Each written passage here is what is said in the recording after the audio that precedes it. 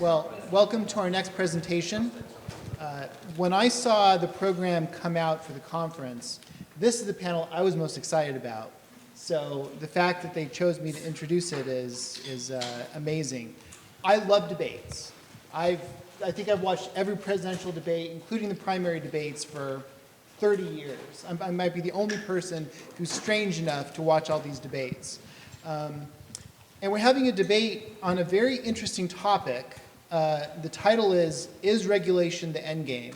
And this is a tension that exists in every movement on a social justice issue, on the left, on the right. There's always this question of, are you fighting to reform something or are you fighting to outlaw it? And it's an age-old debate, and I'm sure we'll have a fantastic, fascinating discussion today on this topic.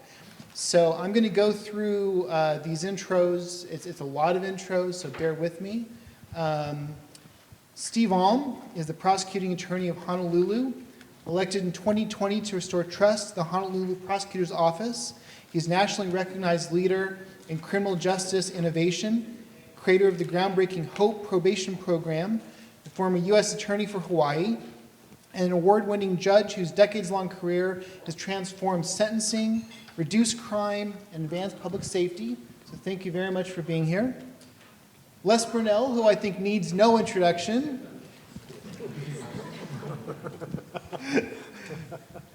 He's also a friend.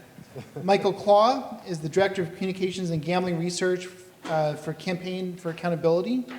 He's the Director of Communications and Gambling Research. He investigates and exposes how online gambling companies design addictive products and fight consumer protections, leading groundbreaking research that holds the industry accountable.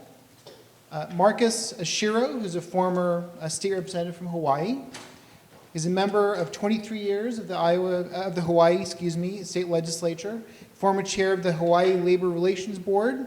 He now leverages his legislative, political, and legal experience to combat predatory gambling in his home state. Isaac Rose-Berman with the American Institute for Boys and Men.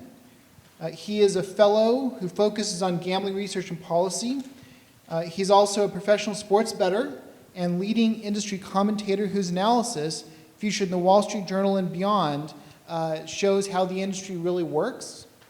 Professor Wayne Taylor, Dr. Wayne Taylor, is a professor of marketing at the Cox School of Business at Southern Methodist University. He's an expert in consumer behavior modeling.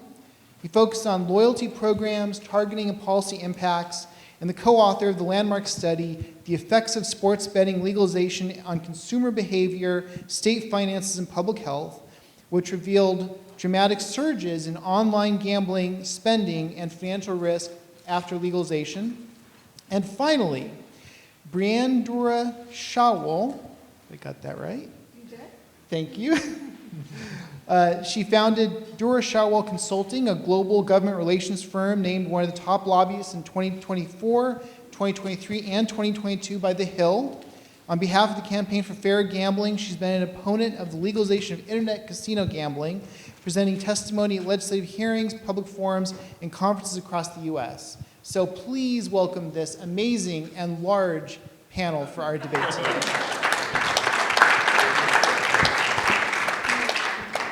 Hello, everybody. I'm going to ask for a volunteer. When we get to questions, I'm going to need a volunteer to walk around with the mic.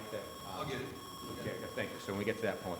So we're going to kick this off. This is really, for me personally, a question I wrestle with all the time. There's an incredible amount of talent up here on this panel. Some folks who I agree with on most things, some folks I don't agree with on some things. And so the purpose of this is really, I'm going to give kind of 8 quick facts for me, what I consider truths, that hold me back from embracing this idea that we as a state government in this country can embrace the idea of so-called regulated gambling. These are the things that hold me back, and I'm open to being convinced, but these are the things that hold me back.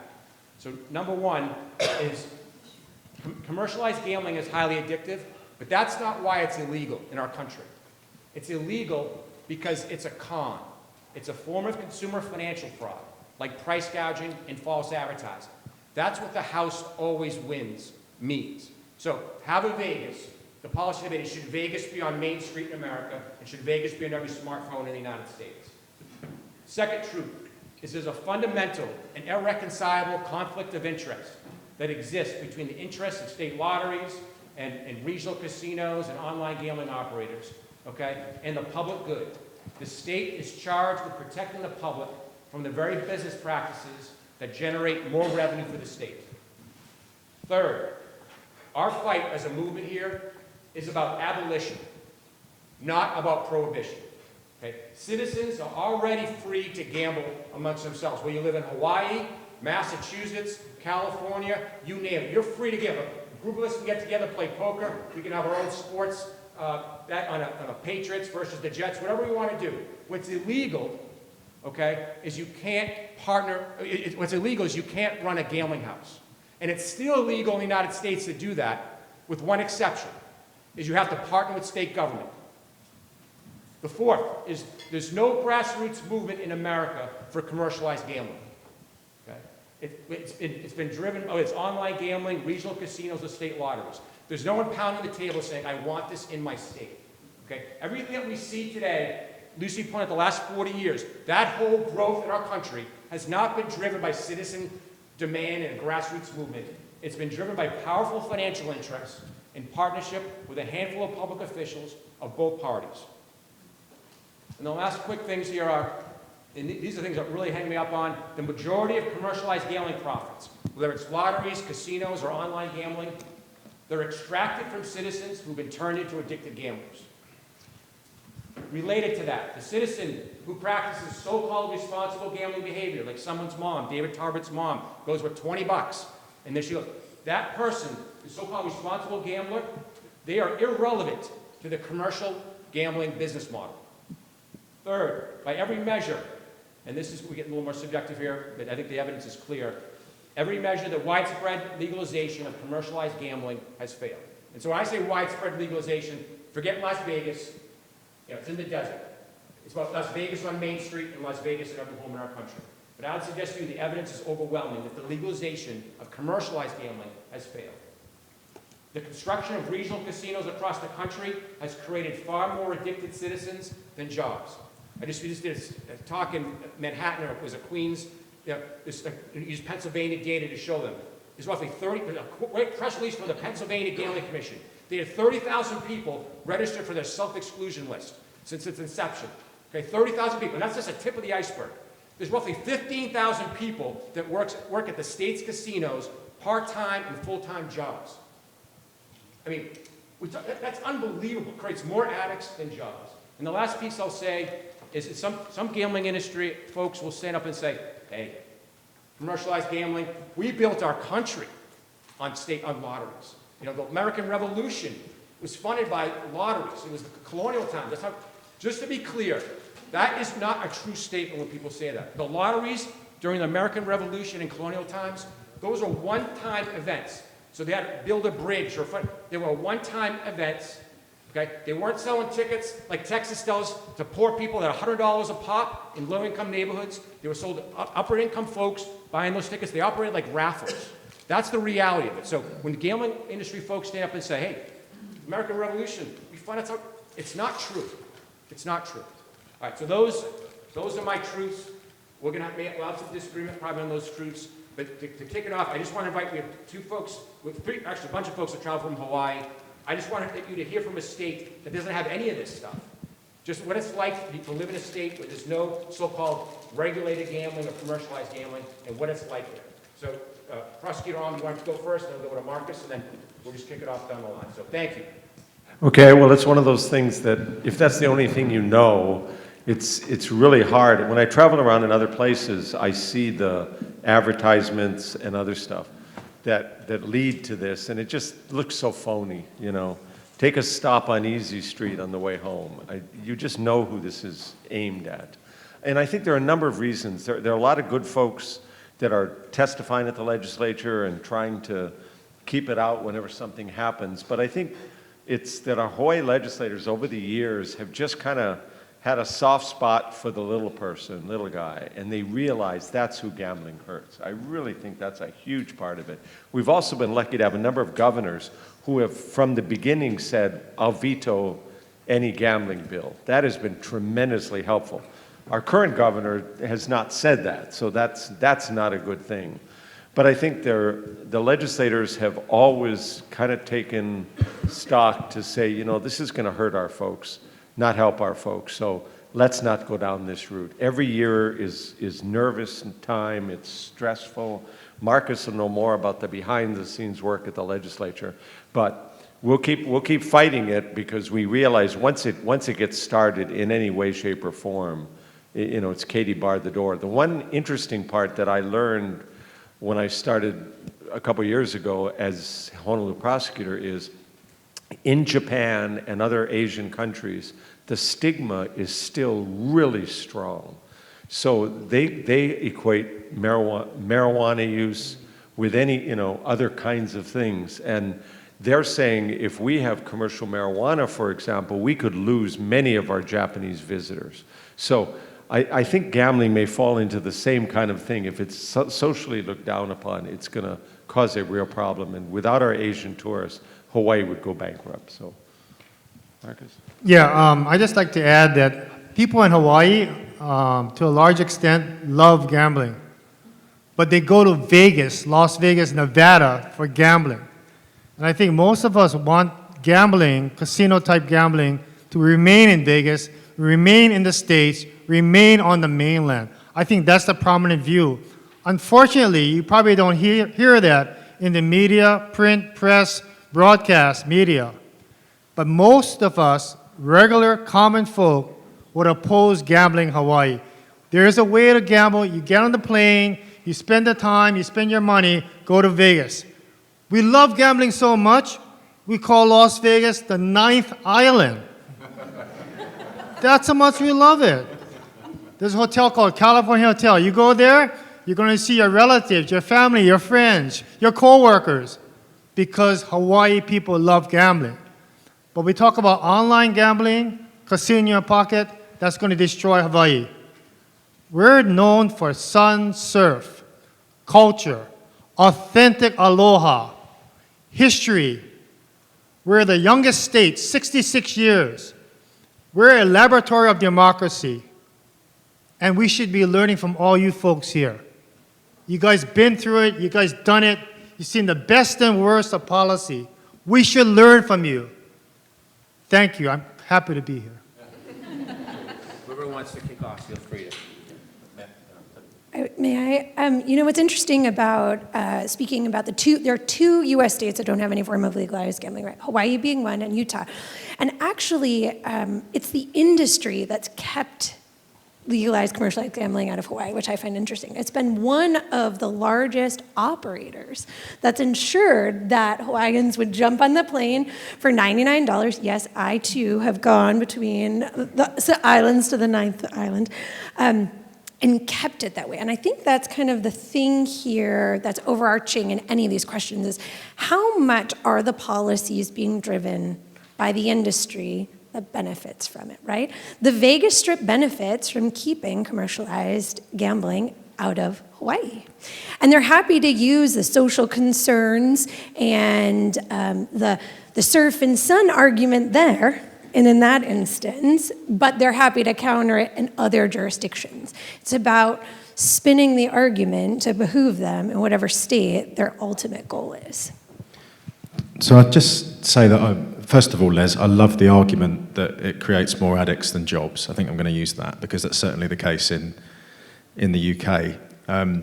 I do think that there is a bit of a logical inconsistency with this idea that the state can't regulate gambling because there's some kind of conflict with revenue generation. I think there is an example in Norway where they've got a monopoly operator called Norsk Tipping, and they've got objectives to reduce revenue per customer. They go very much along the kind of constraining consumption approach. So there are theoretical models which can reduce gambling harm that are state-sponsored. So I would look to those. But I'd also say that if we take the view that we would prefer no commercialised gambling, but the genie is already out of the bottle, can we really put that genie back in the bottle? the gambling is already there. In a kind of ideal world where we start from year zero, perhaps we wouldn't legalize it initially, but it's already been legalized, it's already here. So my question really is, are we denying ourselves the opportunity to ameliorate harm in the short and medium term by taking a very strong position against all commercialized gambling? And I'll just give you one example from the UK. So at the moment, the government is reviewing gambling taxes, and a kind of conventional public health view on that might be that we don't want the state to be dependent on gambling tax, so therefore we're going to not get involved in that debate. But at the moment, online gambling tax is structured in two ways. In Britain, sports betting is taxed at 15%. Online casino is taxed at 21%. Stay with me. Sports betting, 15%, online casino, 21%. Sports betting plus the horse race betting levy is 10% in addition to the 15%. So horse race betting is taxed at 25%. Single event betting on horse racing is the least harmful gambling activity. If you compare all the gambling activities and you look at the most up-to-date research, single event betting on horse racing is the least harmful. Online casino and slots, the most harmful. So we're taxing online casino and slots at 21% and horse race betting at 25%. What we want to do is tax the online casino much, much more, because then it disincentivizes the cross-promotion of the more addictive content. And in order to do that, to make that argument, we have worked constructively with the interests in horse racing, as you allude to, Brianne, working with others in the industry. And it's a very pragmatic approach, but it's one that we believe will deliver results, and it will ameliorate harm in the short and medium term. And that's really the approach that the Campaign for Fair Gambling has always taken. When we did the Fixed Odds Betting Terminal campaign, we had other sectors in the industry that were actually supportive of that for their own reasons, but you want to build the broadest possible coalition, and I just wonder whether the dogmatic approach rules that out. I just want to say, make sure this is really clear. It's my fault. I will definitely concede that in the short term, the idea that we should repeal is the only option is not what we're proposing. I'm just saying, in the end game, so if we're talking political strategy, I don't think anyone here would say it's going to get repealed overnight. So I want to concede that point for sure. It's just really, that's why I kind of asked the question about earlier with 2005. You could go back, what would it look like? So anyway, I want to let some other folks in here. Who wants to go next? Yeah, I was just going to say, so I just to the sort of like framing of the conversation about what we should do, my belief is basically that we should do what we can do in any sort of, location. So like in Hawaii, we can keep it prohibited. So you should do that. And in states where, there are, sports betting has been passed, then those are states that if you can only get regulation in the short term, those are the things that you should sort of do. So I think approaching it not necessarily from like a moral what should be standpoint, but from a harm reduction standpoint is sort of the way I see it. I mean, my own personal view is that if I live in Virginia and if a repeal bill came up in Virginia, as a citizen, I would vote to repeal it. I personally just don't like gambling, but that's my personal opinion, and that's, I think the least important of all the sort of facts that I know about this situation.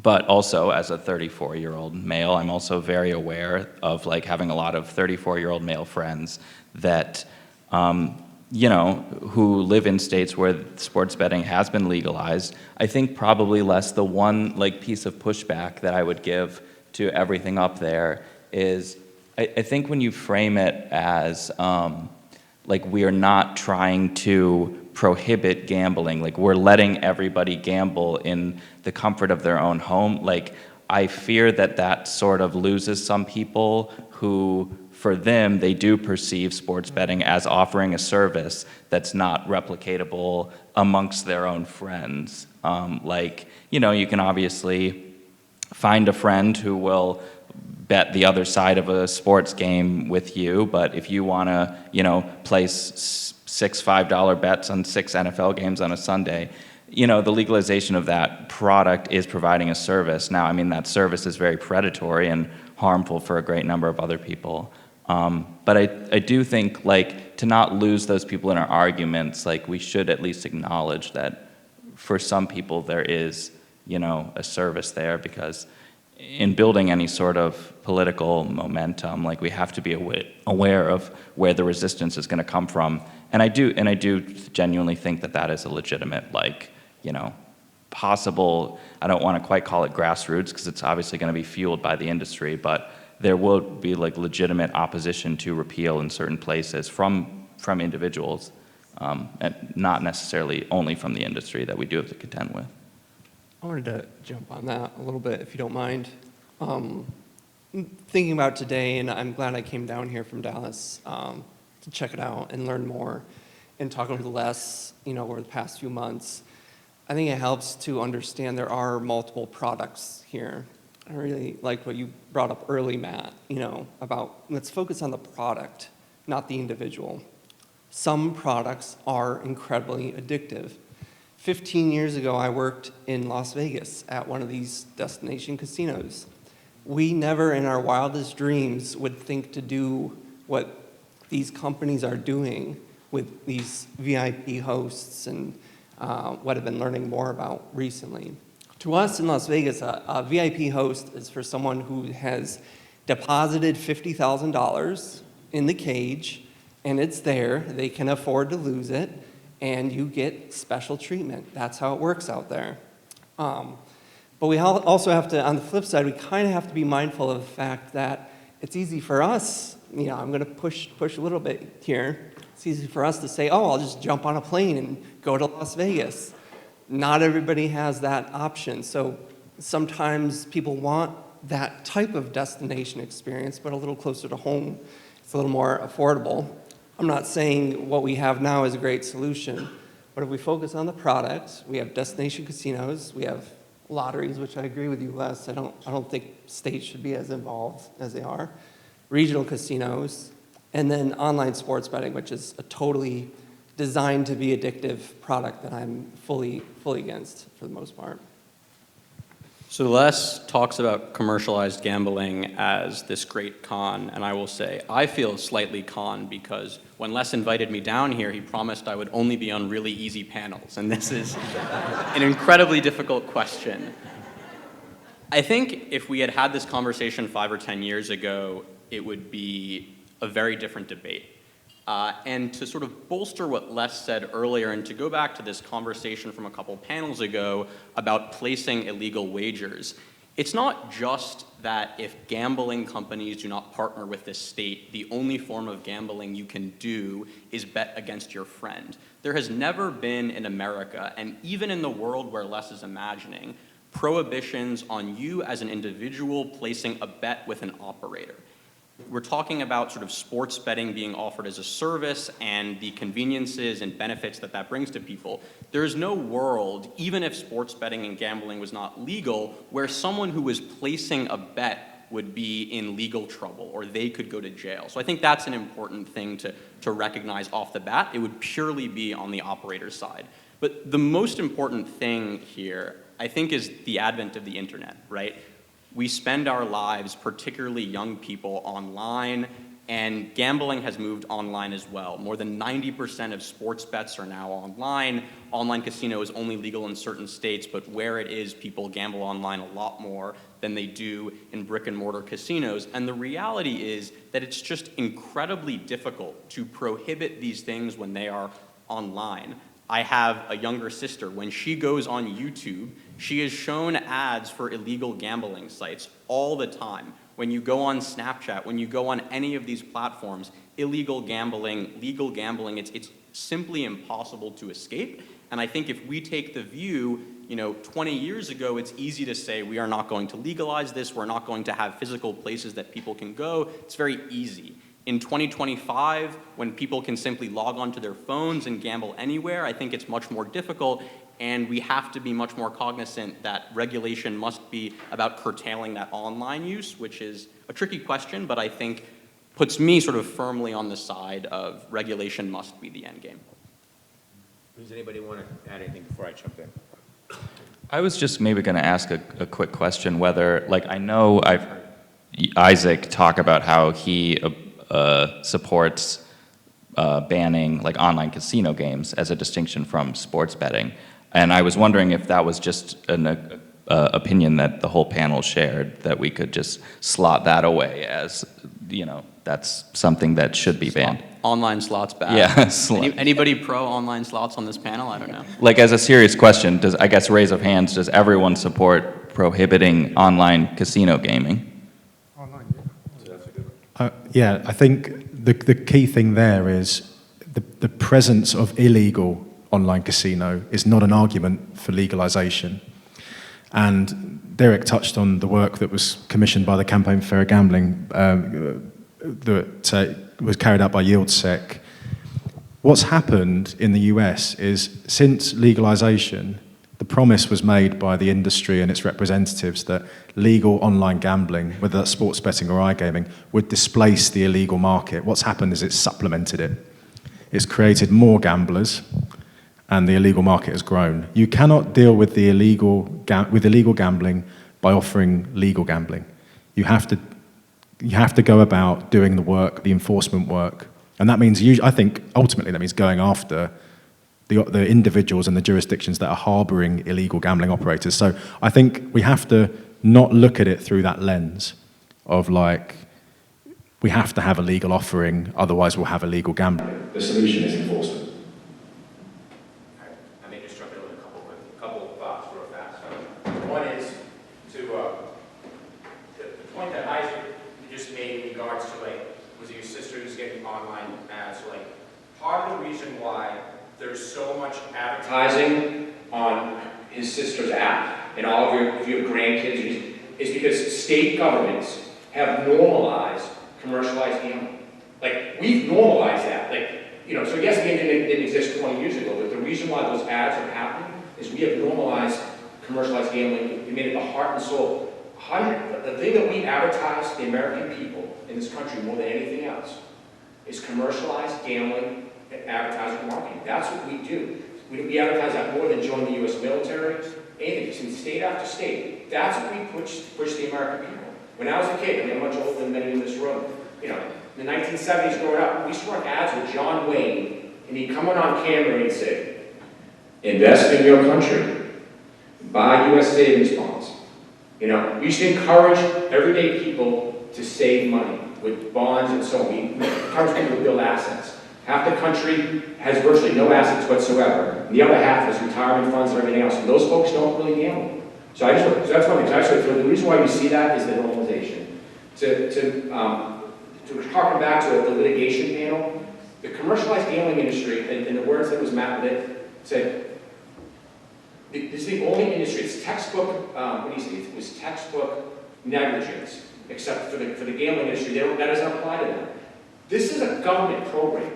Like, I personally, like, maybe I don't care what people gamble, like, I really don't. What I care about is this is the public voice of American government today.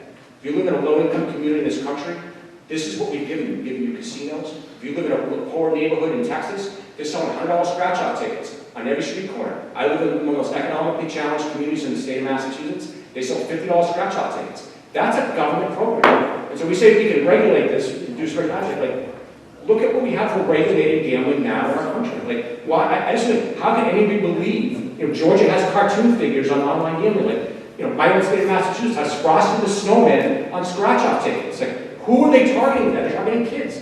So that's what regulated gambling looks like. And so, to the Norway thing, I just wanted to, it's an interesting idea, but like, I don't think we can apply the Norway model to a country this size. Like, I just think we have a different ethnic culture.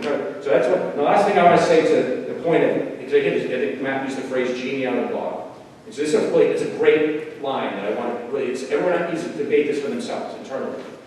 The way I get it phrased to me is, hey Les, I'm with you, I get it. You know, the toothpaste is out of the tube. And so it took me a while to actually come, there's actually a House Speaker in a state that asked me, Les, I'm with you on this, but the toothpaste is out of the tube. So it took me a little while, like, how do I articulate this? So now I've got an answer to it. So it's not quite the genie in the bottle response, it's the response to the toothpaste is out of the tube, what do we do? Forget this is gambling for a second. If some company came out with a toothpaste that was proven to be toxic, that was harming millions and millions of American young people, that was causing the American people to lose $300,000 every minute from personal wealth, okay? That was exempt from truth in advertising regulations under the Federal Trade Commission, that would make extracted profits, from literally the bulk of its profits came from harming tens of millions of Americans. Like, we wouldn't say, hey, how do we get this toothpaste back in the tube? We would say, we take this toothpaste, we throw it in the trash can, every state attorney general in this country would hold the toothpaste maker legally liable for the harm they caused. Okay? And we would tell people, you don't want to be using that toothpaste. Don't be doing it. So yes, people will gamble, but this is a government program incentivizing people to do this. So I think that's my key points. The last thing I'll say to the point, I think someone was saying, maybe it was Wayne said something about there's a market for this. People may want this. If I want to bring a casino closer to people live. I've heard that before. I understand it's well-intended, but 2/3 of the public in this country, they rarely gamble. Okay, you saw one of the most incredible presentations you'll ever see on the financial impacts of predatory gambling in America. Like, this is a budget gimmick. So what about the 2/3 of American taxpayers who don't gamble? Like, when we lose $1 trillion a year of personal wealth, who do you think is paying for the healthcare subsidies, the food stamps, the housing subsidies? Like, we're supposed to live in a country where everyone's supposed to have a fair opportunity. Like, if you live in a poor community in our country today, this is marketed as your fastest way to $1 million. It's not to save it in a S&P 500 index fund year after year. It's go play a $1 million, $50 scratch-off ticket and try to win $1 million, or hit the slot machine. Anyway, that's it. Why should taxpayers have to pay for all this? It's been an epic policy failure. All right, that's good. So, pass it back to folks. That's why in essence, had a stop I think, though, there are some things that even you touched on there that could be considered a gamble. So, investing in the stock market is theoretically, some people would consider that to be a gamble. And I think that what you just sort of articulated there is much better investment advice than getting involved in sports betting, obviously. But it's still, to people, it's taking a risk for a return. And I do think that if you're saying the government cannot, logically, it's not in its interest, it's incoherent for the government to want to reduce gambling harm by having regulated gambling because it relies on the revenue, you're then arguing that you want the government to prohibit gambling or abolish gambling. It's sort of inconsistent, really. Either the government is very dependent on the revenues and is very pro-gambling as a result of that, and therefore it wouldn't ban gambling, or it would resist the banning of gambling, so therefore it's a pointless thing to pursue. I take the opposite view. I think that you can put pressure on the government through, in the short and medium term, to regulate gambling, to regulate certain gambling products out of existence, without having the bigger picture argument of whether gambling should be legal or not.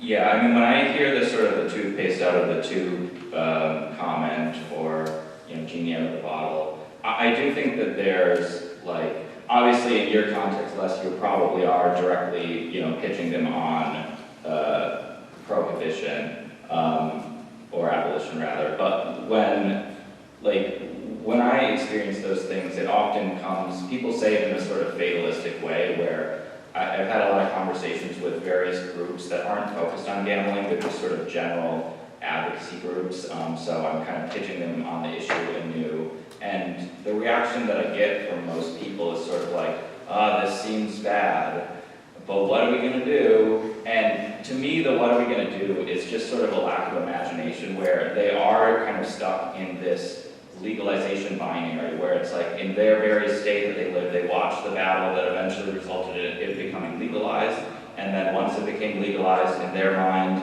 the government's relationship to gambling had been set in stone from that point forward. So the kind of what are we going to do approach to it is, I think, just a lack of knowledge of all of the different additional aspects to this that are aspects of the product that the companies are consciously doing to make them more harmful and to make them more addictive. And I often, when thinking about like how I personally would approach this, like to compare it to cigarettes. Like most of the arguments that you make, Les, could be applied to cigarettes from like a moral standpoint. Like cigarettes addict everyone who uses cigarettes. Like I'm pretty sure most people would, I don't want to make any claims, but I think a lot of people would say cigarettes are worse than gambling for, in certain contexts, certain health outcomes. And, they've been waging a campaign against cigarettes for decades, and, prohibition or banning this is extremely hard. So it's just sort of like, whether we like it or not, I think it's, like you said, Les, like, I know you're open to, regulation as a sort of starting point. I think key to it is starting with some sort of denormalization. Like cigarettes have been so denormalized over the past few decades, and rates of use have dropped precipitously. And I know the idea has been floated in some countries of like aging out cigarettes, where you set a certain date and then they'll eventually become illegal. And it's like, I think that is a process that you could see with this sort of issue as well, but starting with a period of denormalization and just sort of like, watching the numbers tick down, strike when you can, but. So we started the panel with the two gentlemen from Hawaii telling us how gambling is not legal there. But that's actually not true. As of right now, if you are in Hawaii and you log onto your Robinhood app, which is your brokerage app, you can bet on sports. You can do that legally, ostensibly, in all 50 states. I don't think that's good. I don't want to spoil our panel tomorrow on prediction markets. But I think that just goes to show the necessity of regulation. Because as we've been talking about, the line between gambling and investing and speculation has been blurry for a long time, and it's increasingly blurry. And we can all agree that scratch-off lottery tickets are gambling. We can probably all agree in this room that if you're betting on sports, whether it's via FanDuel or buying a contract on Robinhood, that's also sports betting. But I would argue there's not much difference between the guy placing a parlay on DraftKings and the guy buying a zero-dated Tesla option on Robinhood, right? These are all forms of gambling, and if we simply say we are going to prohibit it, it's very difficult to draw that line. And so we really do need regulation, not only to sort of prohibit the worst things, but to sort of draw the lines and make clear that some things are acceptable, should be encouraged, should be allowed, and some things shouldn't. So, we need to do that. Okay. One of my truths, and it's pretty inconvenient, I gotta tell you all, is that gambling-related harm or gambling addiction is still a baby addiction, right? It wasn't until 2013 that the DSM-5, which is what we take all of our public health cues from, finally acknowledged gambling addiction to be akin to that of drugs or alcohol. And when we think about the trajectory of other public health issues and how it gained national support, think big tobacco, right? How did we go from Joe Camel to there's no ad dollars that is worth my time to put you on my Snapchat, right? My kids aren't getting Marlboro ads anymore. They're getting gambling ads. The learning curve is still happening. And we are all agents of change here, right? There is a huge learning curve where people don't truly understand the risks associated with gambling. I think back to my childhood. My parents didn't think twice about putting scratch-off tickets in my stocking, right? It was $2, it was innocent, no big deal, right? Well, flash forward all these years later in a career, I actually understand the implications of giving a child a scratch ticket. We are not nearly informed enough as a nation to truly appreciate the massive expansion of gambling that our nation has currently undergone. And a lot of that has been beholden to the problem gambling communities being subject to only receiving the privilege to do any research if the industry was willing to fork over some money. Because what I believe to be the biggest inconsistency is the governments are benefiting, right? Whether it be through licensing fees, job creation, tax revenue, but realistically, they're not investing anything in preventing or addressing all the harms that come from it. You know, the federal government contributes exactly $0, and across the entire U.S., present day, only $134 million annually goes to addressing this issue. To put that in comparison to other public health issues, you're looking at 338 times less funding, and this issue is only 7 times less prevalent. But how many of us knew that stat walking into this panel? Think about how few people know that stat when they're voting on these things, albeit a ballot or in the state houses. I think it's not a lack of imagination. I think it's a lack of information. Well, I agree. When I talk to legislators about this, they are totally clueless about it. It is, whereas my job, I think, is drawing attention to it at home as a public official to say this is a problem. And when it brings attention to that, they get more calls from constituents and the like. But they are absolutely clueless about any of the downsides. They hear of a problem gambler, they think it's one in a blue moon. And there's so many other things involved that affect them without realizing. Yeah, one of the arguments is, like my friend stressed there, they are doing it today. They're doing it on foreign websites today. I think up to $300 million are flowing out of the state. And that's one of the primary reasons why they say, well, okay, regulate it, control the money, control who has access to it. It can be a win-win for all of us. Yeah, I was just going to mention that this is I might disagree here too, because we've had regulation, but it's just bad regulation. That doesn't mean there isn't a creative solution defined. And I think we mentioned at the end that it's sort of related to what I mentioned earlier. You have a large heterogeneity, or it's a fancy way to say it, a lot of different types of people that gamble. Casual gamblers, leisure gamblers. A lot of them do not have an issue with gambling. That's not to say it's not important for the ones that do have a problem, but a lot of people aren't very comfortable gambling on the weekend, and it's not a big deal to them. So when we try to form as a group and come up with a message, we have to make sure it's appealing to that group as well, and you're not threatening what they perceive as just a fun thing to do on the weekends. That's why I really like Matt's approach with the product focus. Like, something about this product they don't like. If it's DraftKings, maybe the algorithms they use for the hyper-sensitive targeting, maybe that's what we go after first. That might be one area to attack. Something that destination casinos don't deal with. You know, they're not that sophisticated. You might think that they're really not. I have my friends that work out there. It's this type of customer, that type of customer, send them an offer once a month for a room and some buffet stuff, and that's it. This is a whole different ballgame, what DraftKings and FanDuel are doing. Any last comment? I'm going to open it up so we get a lot of audience participation. So I was going to take a 1 minute sharp respond to a few of the things, and we'll open it up. That works? All right. So a few of the things. This, obviously, I pray for you. This is a great conversation for me, because I want to always clarify my own views on this, and I think our organization needs to clear our views on this as well. So a couple quick things. Greg Davis is going to take a mic. You got it. Okay. So if you want to participate in this conversation, we encourage you to. A couple things first. So it was mentioned about, just to point to a quick point, that this really just be a case of bad regulation, right? Like, you know, I look older because I'm 56. We've been talking about this. Like, this has been around for 45 years. Like, what's new about this moment is this is the first time that predatory gambling is hitting middle class and upper class families. If you live in a poor community in this country, you've been feeling predatory gambling for 45 years. So none of this is really new, okay? So when we say bad regulation, this has been happening a long time. So like, how long is it going to take till we get to good regulation? That's what I'm saying. I hear it, like, and it's never happened. We're in a state that's sell a $100 scratch-off ticket. They're exempt from truth in advertising regulations for the last 50 years. So that's one piece. The second piece is this idea that, you know, again, letting people have an opportunity, some people enjoy this.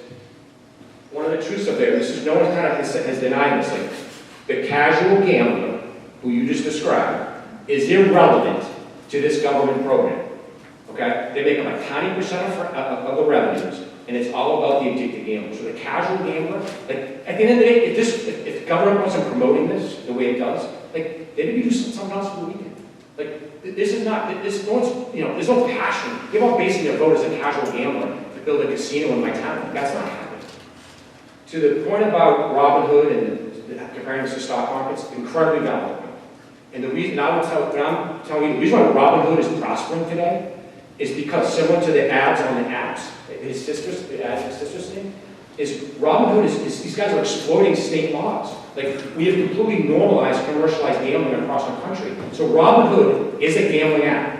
There's no debate about it, okay? Just like these prediction markets are gambling apps. Okay, so in this idea that the stock market is gambling, if you're on Robinhood, yeah, that is gambling. If you ask, if Warren Buffett was sitting up here right now, he would say, there's a major difference between investing and speculation. If you're on Robinhood buying the day, but someone described that fancy thing, like that's speculation, okay? They've been speculating in America since we had stock markets. Like that's always existed, speculation. But over time, those guys end up busting.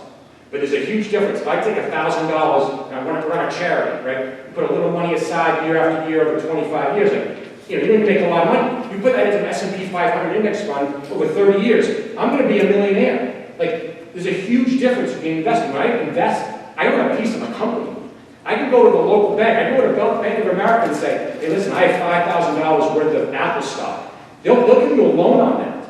Try walking into the local Bank of America here and say, I have $5,000 worth of $100 scratch-off tickets to the Texas lottery. See if you get the loan. Okay? So there's a huge difference between investing and speculation. Robinhood, it exists because of the normalization of commercialized gambling in America today. And the last thing I want to say, you know, I'm like, if you ask me to rank like some of my favorite activists in the world, like Matt Zarb is probably #1. So like, this is why I want him on this panel, because like, I think he's brilliant and he knows this issue better than anybody, and I want him we'll talk more about this, but I want you to kind of see this. This is my point to Matt, and I do think the fact that you come from the UK, maybe it's a little different than here in the US. But when we say like prohibit gambling, I think that's what we're talking about, getting the states out of this. I couldn't disagree with you more.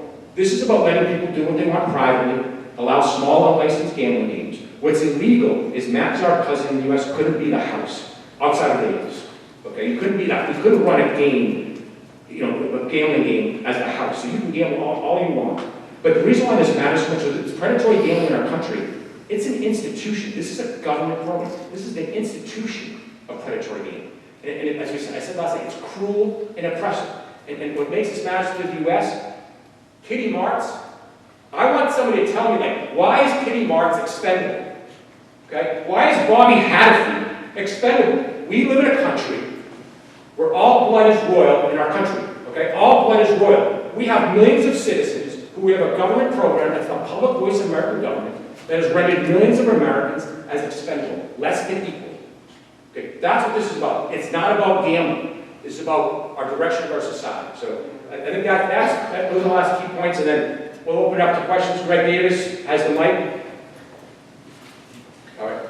Who'd like to participate in this? Give their thoughts.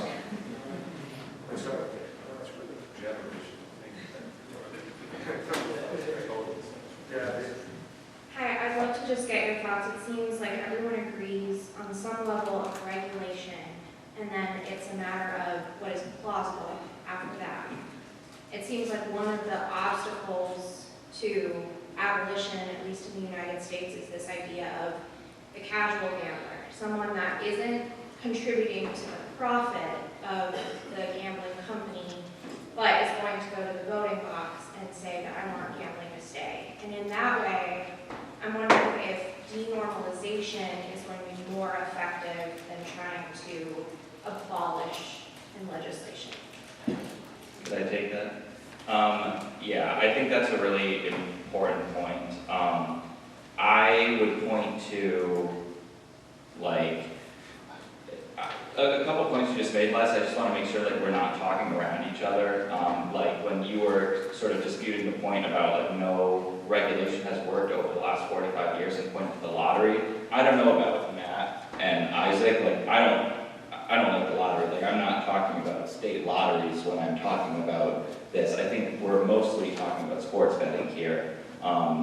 And so in terms of, like, I don't think there's, like, a huge, like, you know, I want a casino to be opened up in my neighborhood constituency who's going to be driven to the polls from that issue, nor do I think there's a lottery constituency that's going to be driven to the polls by that issue. I am concerned about sports betting, though, just like we saw with crypto in the last election. Like, there are a lot of actual, like, good political science around the impact that the crypto lobbying industry has had. And you also saw it a little bit with TikTok. I don't know if people remember when the TikTok ban a year or so ago was about to be passed through Congress. TikTok has this tremendous capability, which the sports betting apps have as well, which is that they can just send a push notification or the moment people open their apps and say, call your congressperson. Like, hey, politically disengaged person who doesn't care much about politics, but opens their Robinhood app or opens their crypto trading app or opens their DraftKings every single day. They're like, oh, I'm checked out of politics, but they tell me to call my congressperson or they're going to ban this activity I do on my weekends. Like, that is an incredibly powerful persuasion tool that they have in everyone's pocket. And I don't think we should discount that as a tool. And so I would support something like, you know, something like advertising restrictions as a first step that would begin that denormalization and sort of like take the sword away from these companies to a certain extent before you try to really like go for the jugular, so to speak. Yeah, I think you need to make customer acquisition much more difficult. The industry commercial model is dependent on constantly acquiring new customers, because if you've got 5% of the customers driving 85% of the revenues, then logically your core customer base is going broke, so you need to replace them. So you either need to turn the 95% into the 5%, or you need to find new people. If you make it more difficult to acquire new customers, you make it more expensive, you make it, you know, advertising restrictions and all that kind of stuff, then the commercial model has to be recalibrated. And I think the question really is there a sustainable model, commercial model for the gambling industry to operate that isn't reliant on harm? And what does that look like? And I suspect it's a much, much smaller gambling industry. And I suspect a lot of the companies that are here, who've come here from Britain to try and get licensed, they wouldn't be here if those regulations were in place. So the type of market would be very, very different. The last thing on denormalizing is we need to get celebrities off of the airwaves. We need to draw more attention to the ability of these influencers to drive customers to this market, right? Right now, by and large, in the licensed market, these influencers online, which have incredible power, right, aren't licensing as suppliers with the state. So there's very little control that the states have about what these influencers are disclosing. For example, maybe your favorite TikToker is gambling away millions of dollars, except, surprise, it's actually not his money, right? And they're only showing the wins and not all the losses. And because they are given a free pass of sorts, and it's a sports legend or another famous actor, right, I don't know how to call people out, that is really contributing to the increase in normalizing and glamorizing of this activity. And I think if we get a handle on that, we can kind of start to denormalize that. Just to add one more thing to what Brianne said there, the way that a lot of influencers and celebrities who promote gambling companies make money is not only via fat lump sum payments.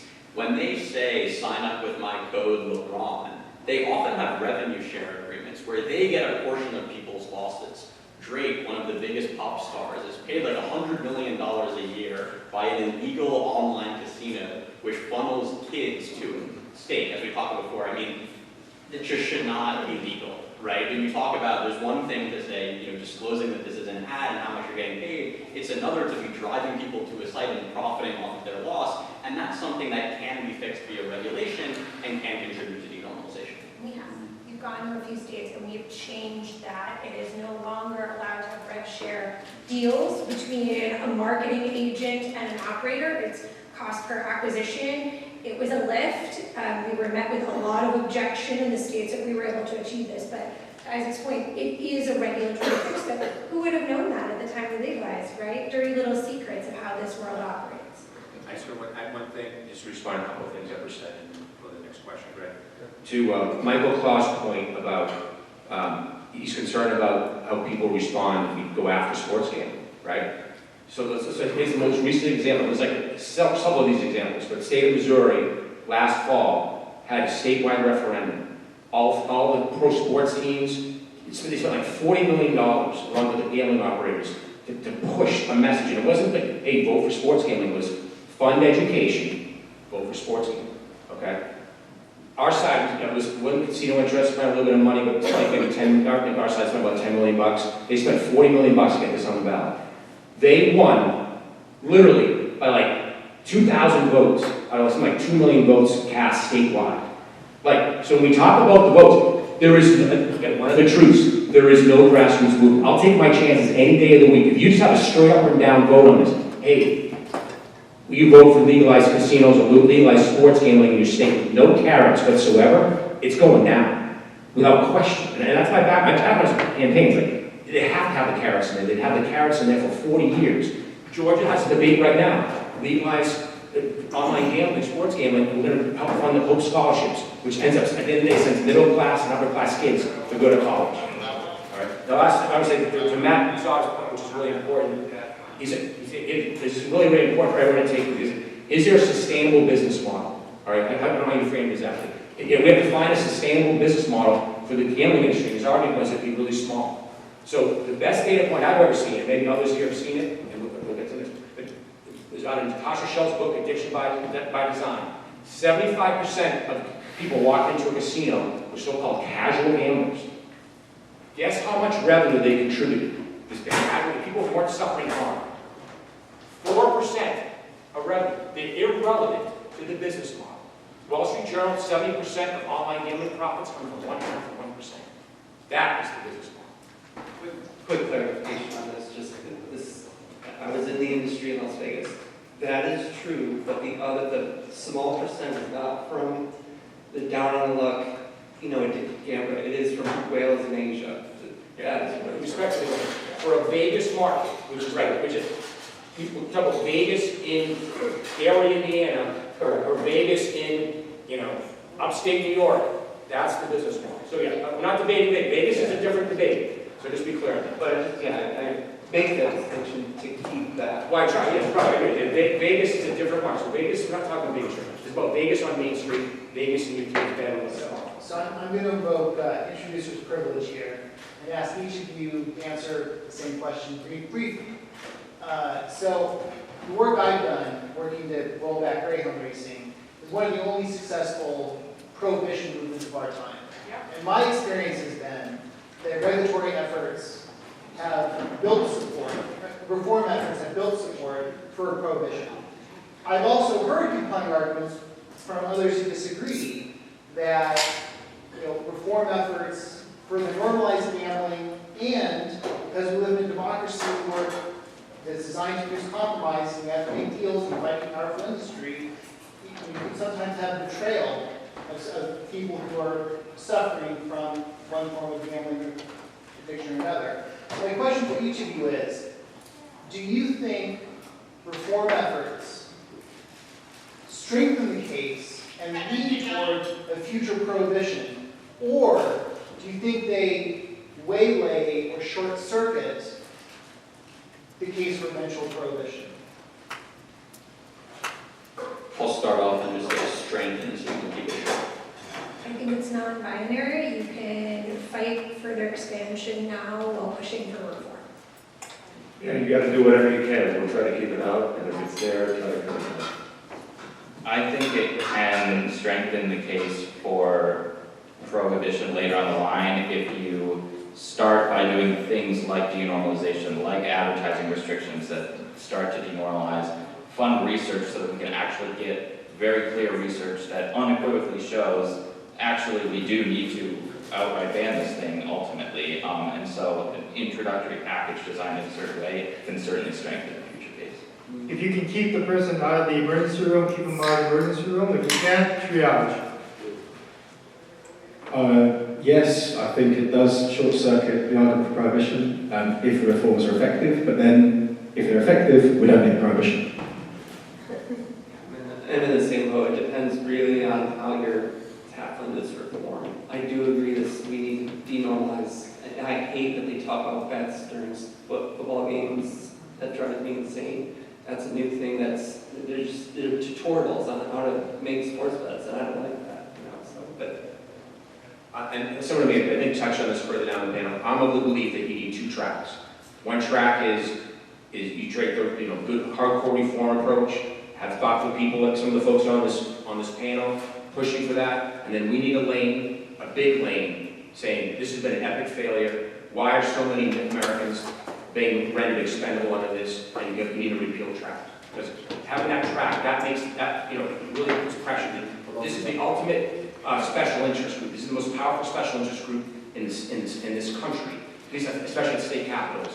And they're not going to move unless you bring in some serious heat. And we're going to need all these guys and then men and women pushing forward on this. Now our lane, like I said, I was supposed to kind of William Lloyd Garrison lane. Like that's who we, for us, like that's what I think we are. It's wrong. It's what's wrong for Texas. It's wrong for Massachusetts. It's wrong. It's no matter where you are. It's unjust for the government to be doing this. And then I have a question here. So you mentioned the idea of bad regulation. I'm addicted to gambling. I'm biased when I speak about this issue. The CEO of Caesars would probably have a much different opinion than me on this issue. How do we make quote-unquote good regulation if there's so much bias in this space that people can agree on and be productive? I would say that you have to have very clear mandate. Regulator has to have a very clear mandate, not to grow the industry, but to curtail or prevent harm as much as possible. And that has to be a condition, I think, of any legalisation.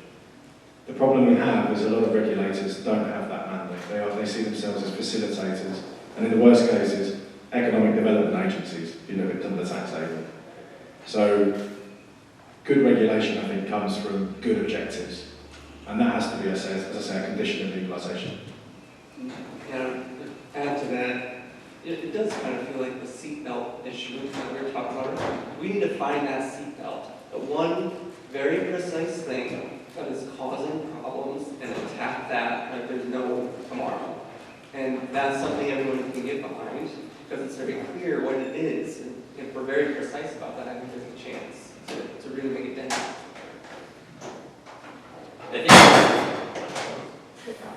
I think you and the CEO of Caesars probably do disagree on a lot of things, but I think on the stuff that sort of this panel in general has all agreed on, I think there's really widespread support. So when you talk about things like legalizing online casinos or even ad bans, the vast majority of people are not happy that when they watch a football game with their 10-year-old child, they're being shown DraftKings ads. And that's true even of people who enjoy gambling themselves or people who are in the industry. I've talked to a lot of people in the industry who are like, yeah, there's way too many ads. This is ridiculous. And so even though publicly, of course, they're going to say, look, we need this to combat the black market. If you had a truth serum and you gave it to everybody, the vast majority of people, I think, would say that the current ad landscape is far too much.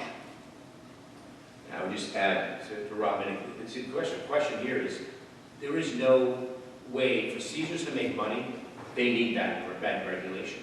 These companies don't have a business model without that regulation. Because the casual gambler, they can't make enough money for themselves. They don't exist the way we know them. It doesn't exist. So that's why, it goes back to one of the truths. When the states regulate this, the business practices that bring in the most money to the state to make it viable for the state to be in this business are the ones that cause harm to the Rob Minnings of the world, Dr. Kavita Fishers of the world, and so on. That's the reality. That's the truth. It only, I think, works in Norway because it's a monopoly. There's no competition. It's a state-sanctioned monopoly. And therefore, the smaller market, it doesn't matter so much. It's still viable. I'm going to disagree with my own colleague here, Matt, forgive me, but we have a couple of states that have a monopoly, Oregon and New Hampshire, and I would say it's not going so great. We've still got 6 states that are allowing 18-year-olds to sports bets, a Class 3 game, right? Not all monopolies are created equal here, but as the person who holds the dirty little L-word title, lobbyist here, Rob, you bring up a wonderful point. The sad reality is that money makes the world go round. and it definitely makes American politics go round. And I've been fighting the industry since 2013 on behalf of people who have been harmed or may suffer from harm from these products. It's not a fair fight, you guys. It's not a fair fight or even close to it. There's always going to be a bias or a position from either side. I think it comes down to showing up, using your voice, and speaking the truth. Your voice matters in the debate too. And right now, in 9 out of 10 instances, when I show up in the state capitol, I'm the only person that's there. Although I see my friends from Georgia, by the way, hold it down. You guys have been amazing and showing up consistently, right? It's always going to have a bias. Everybody has an agenda. But right now, the other side is showing up enough to activate the grassroots that needs to counter the massive lobby that is the industry. To just add to Brianne there, that's true not only sort of in the political realm, but just also more generally. If a 15-year-old boy is going to encounter gambling, the vast majority of the time it's going to be via an advertisement, via a celebrity telling them that they should sign up and they can win big, via their favorite streamer showing all their big wins, right? And I think, I'll give a shout out to you, Rob, sort of doing the good work to counter that narrative. There's a lot more needed to denormalize this and to leaven even the playing field, not only in the political realm, but also in social media and sort of how people encounter these products in everyday life. I just wanted to jump on with Les and say that I'm from Oregon, and we didn't ask for where we are now as a state. And so that message that, there are people that are going to show up that say, well, what about us? We want to gamble, but we're not addicted. We're just doing it for entertainment. During COVID, our Oregon lottery decided that as people of Oregon, we needed to have something to fill the void in the space that was when our casinos and our delis were closed. And so they connected with DraftKings to provide table tennis in Poland, 24 hours a day, no moderators, no spectators, no nothing, just average people playing table tennis, and nobody in Oregon asked for it. Nobody wanted that. But it is now number 4 for our sports betting. It's crazy, and it's not something we asked for. It's not something people were knocking on the door saying, hey, give us something we want to gamble on. It's something that the Oregon lottery decided we needed behind closed doors. So just one quick response to that, and this goes back to Matt's point earlier, and this is a larger conversation. There are obviously benefits of a monopoly in that, especially if it's state controlled, you can make clear rules, but also there are a lot of downsides, right? This is America. Competitiveness is good, and you want a lot of different options for players, for people in general. No one would say it's good if there's only one restaurant in town. And obviously, this is a different business model, and there are other considerations, but I think we should be, I don't think a model where there is only one sports book or casino allowed is really the best one. It's a tough conversation. Depends what your objectives are.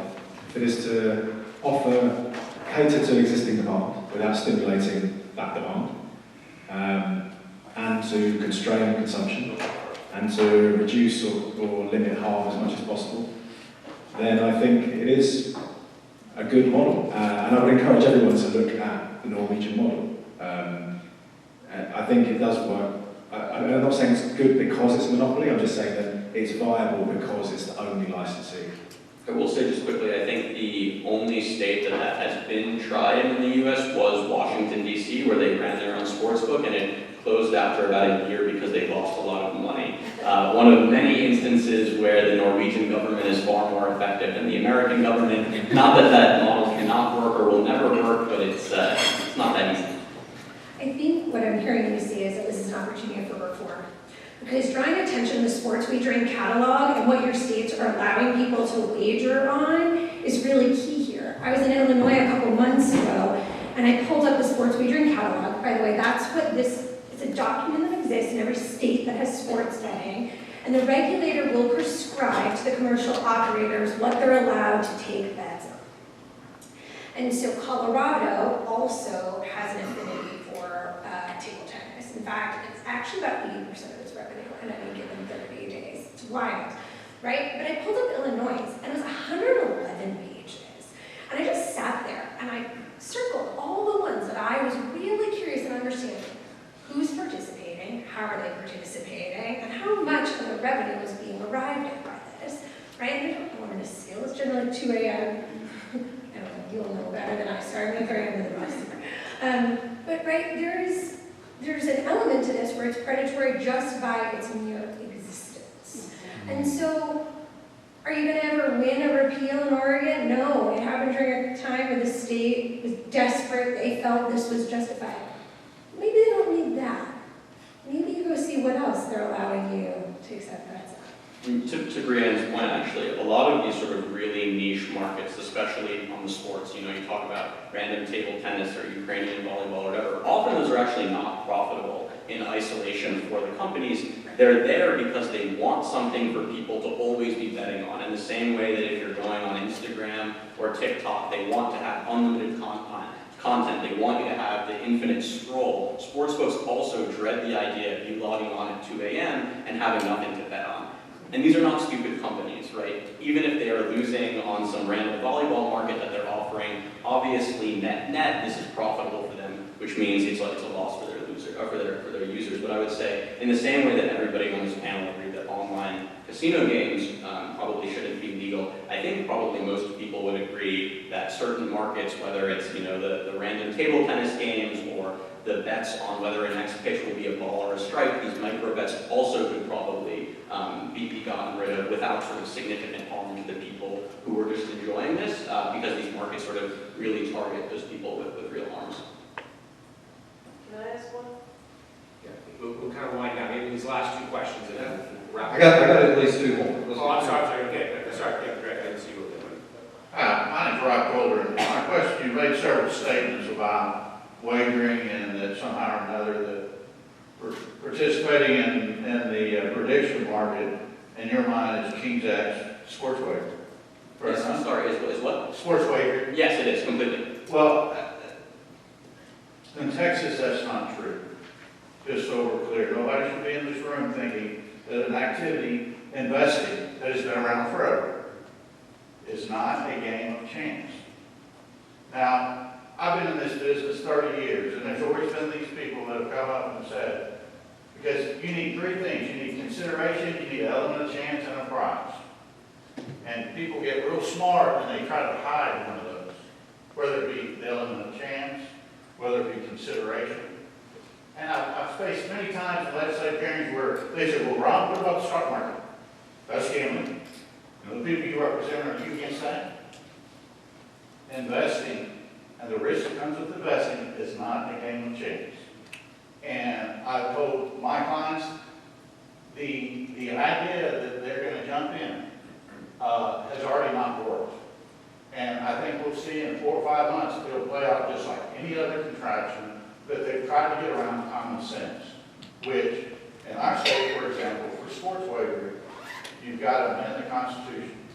And the Indian Gaming Regulatory Act and the basis and the foundation that that's built on is just another reason why this idea to come in regarding the predictive market will not work in the long term. So, one thing else you indicated that, can you explain again where you can place a wager anywhere? And it's not Sorry, to be clear, I completely agree with you, right? I do not think this should be legal. I'm saying that right now in Texas, someone can log into Robinhood and bet on sports. My understanding is there have been various lawsuits against that. So I'm not saying that should happen. I'm saying that the current structure right now, the lawsuits have not panned out. So no, what you're saying is logging into Robinhood and wagering on sports. I'm saying making that connection is incorrect. But Robinhood offers bets on sports right now. It's a predictive market, and I don't go there to make that jump and connect those dots that you're connecting so easily. Well, that's a conversation for the panel. But my question is, you mentioned you started off and even mentioned Hawaii, how it can be, there's no regulation to stop wagering with an entity. Can you explain that real quick? I'm happy to. And I mean, yeah, we knew this statement, but go ahead. Well, so I mean, I'm just saying, so as of right now, there are lots of sort of lawsuits around this right now, but on Robinhood, which is a brokerage, they have integrated prediction markets, and you can bet, and whatever we can call it, gambling or not gambling, I would argue, and I think the evidence points to the fact that it's effectively the same as betting on sports, and that is currently available via Robinhood in all 50 states. There are a lot of lawsuits against it. There are like lots of legal battles, and I think that states like Texas and Hawaii and Utah are on the right side of those lawsuits. But right now, if you are a citizen in Texas, or you can right now bet on whether or not the Chiefs, whether or not Patrick Mahomes is going to score a touchdown under Robinhood, and I would say that that's gambling. Well, can you not though acknowledge that the rules need to be adopted to codify this scheme? For example, they haven't been adopted. I'm sorry. They actually says they're pulling back and they're not acting on it. So, meaning the federal government in the commodity market. So that's what I wanted to share with you. The Constitution, for example, in our state, prohibits gambling. And the people have to vote on small exceptions to that. And so we spend a tremendous amount of time where people painting a duck white, a yellow duck white, and telling us it's a white duck, and it's obviously a yellow duck. So that's what The only thing I say, in this situation though, I am just going to be, we're going to talk about this tomorrow. This is happening at lightning speed. This is the one exception. It's happening right now in prediction markets. 1/6 of the money wagered in the NCAA tournament was on Kalshi's platform, which is a prediction market. So this is it's happening. We're going to talk about this. It's a really important issue that all of us are trying to understand better, but it's happening at lightning speed. And my sole point is at least in Texas and who I do business with, we're not jumping to what Kalshi's doing, calling sports wagering. So that's my point. All right. We'll get a wind down here. I've got one more. Okay. For what it's worth, in their own advertisements, Kalshi says that they're sports betting. Oh my, they do. They can call themselves astronauts there, and Just real quick on the Kalshi thing, that's a federal thing, so you have no say in it in Texas, that's coming. It's the same exact rule as like corn futures. They just said, okay, now it's sports too. And so we got a whole session tomorrow, we're very excited about that.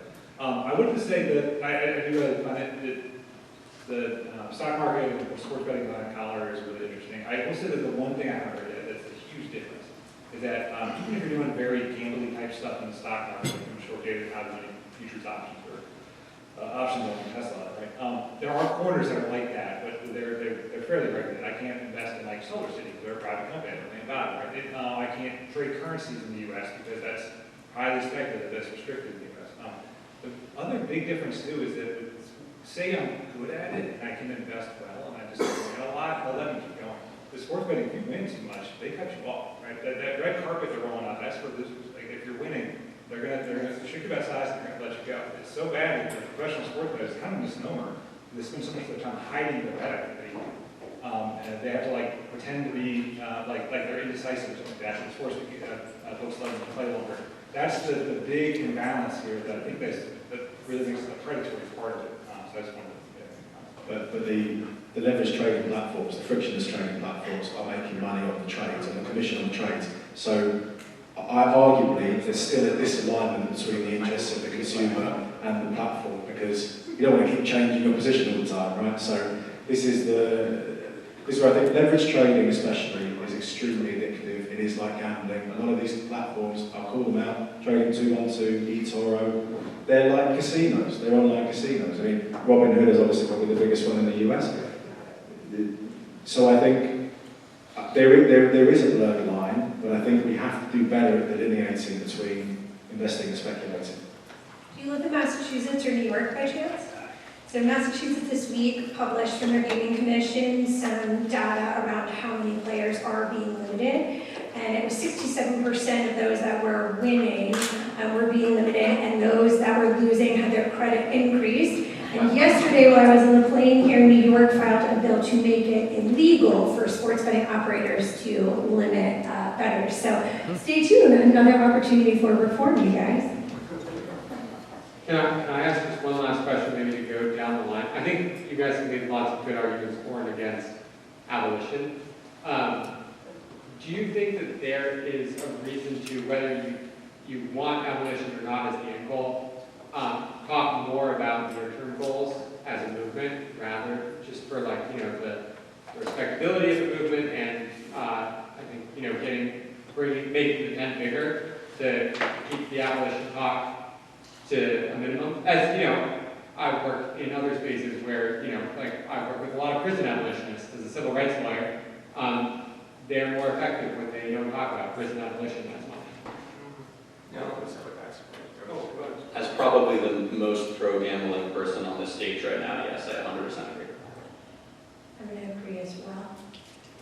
Well, we're still for abolition, but I'm really scared if it ever does pass. Our state, we are so unprepared for dealing with what's going to happen. Yeah, it was my intention on this panel to advocate for short-term, like, regulatory solutions rather than abolition on like a federal level. But at the same time, I do think movements like these are a spectrum where everyone plays their different roles. So it's like, I do not want Les to talk any less about abolition. I don't want people in Hawaii to talk any less about abolition. But like, as far as like what I'm devoting my own resources to would be that more short-term vision. I guess I would be an abolitionist. I'm afraid of the Pandora's box effect. I think that it's wrong to conflate a public health approach, which is I think what we need, with abolition. And I think the war on drugs has failed. And I think we need a public health approach for that, for example. You may disagree with that. I don't think criminalising the activity is the way forward. Yeah, so I'm a marketing guy, so my next project is to look at the effects of marketing. And that to me, it feels like the common ground up here is, we don't like all these ads and being thrown in our face all the time, normalizing this activity. To me, that's an easy thing to get behind. So I'm working on studying that effect next. I would just say that I just want to thank this panel. You guys are as much talent in this thing as any panel I've ever been on, so thank you for that. My background is as a political strategist. I'm not a nonprofit manager. Like I do that during my day job because I have to be a nonprofit manager. But I'm really a political strategist and a political operative. That's how I'm built to do.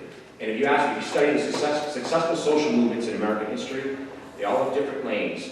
And the ones that have been successful, one lane is you need a lane that's really bringing the hammer, and then you need another lane because it makes what we're talking about. Well, that's really the worst case scenario. That it makes what everyone else is talking about. You know, that's fucking like you start moving. The road starts moving over more and more. So I think you need two tracks politically to win. But the last thing I'd say, the reason why this matters so much, and why I know we won't back down from talking about this, is I had the pleasure to go to Hawaii. I've heard of the Aloha Spirit when I was a kid. I didn't really understand what it meant. Like, you go to Hawaii, like, America, the United States, no matter where you live in, we need the Aloha Spirit. Like, this idea we care about other people, we have it. What they're doing in Hawaii is really unique. That's a success story for our country, for the culture of how people work together. It's really special. If you haven't been there, that's the first time I haven't been there, it was incredible for me.